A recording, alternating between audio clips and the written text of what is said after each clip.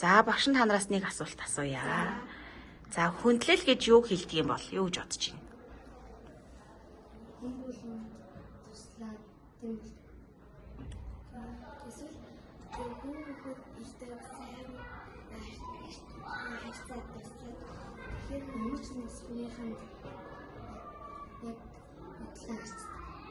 За өөр санаа оноо байна уу?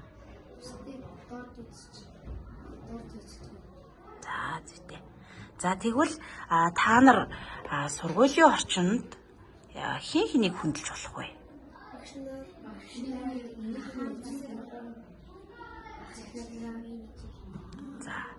За мэдээд сургуулийн ажилчид. За өөр. Зүйтэй. Найзуудаа. Мөн? Тэр хүмүүс ч бас сургуулийн ажилчид ч дээ. Өөр?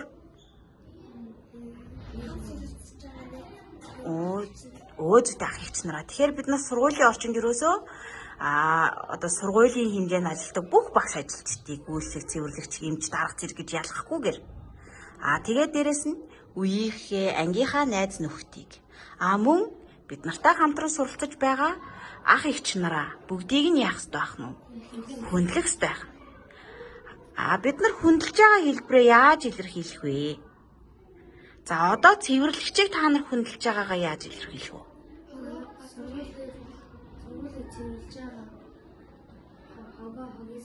Зүйтэй хогийн санд хийх ёстой.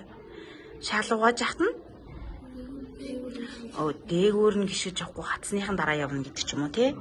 За тэгвэл ангийн багшаа яаж хүндлэх юм бол? Үгэнд нь сайн урах ёстой, тэгжээж хичээлээ анхаарлаа сонсох ёстой. Энэ намайг хүндэлж өгч ингэ над хийж өгж байгаа зүйл юм уу? Та нарт хэрэгтэй зүйл юм уу? Та нар багшийгаа хүндлээд багшийнхаа хэлсэн үгийг анхааралтай сонсох нь хариу өөрт чамд хэрэгтэй байхгүй юу? Чиний өөрийн чинь цаашдын бүх зүйлд хэрэгтэй учраас сургуулиар хүндлэл гэдэг зүйл заавал байх ёстой. Тэрнээс чи надтай нэг анги штий. Юу ч гэж хамаг хүндэлж идэв гэдэг зүйл байхгүй.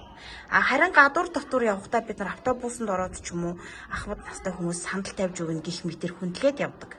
Харин сургууль дээр бид нар үе тэнгийн найзууд байсан ч гэсэн би бинийг хүндэлж болдог. За, анги дээр одоо тэгвэл чи чинь ангийн найзуудыгаа яаж хүндлэх вэ? За, хичээлийнх нь ойлгохгүй зүйлийг нь зааж өгнө. Зүйтэй. Дэвтэр ном байхгүй бол тэр зүйлийг нь хуваалцаж болж юм.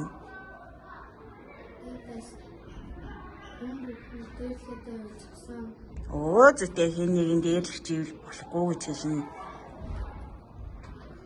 За гэх мэт. За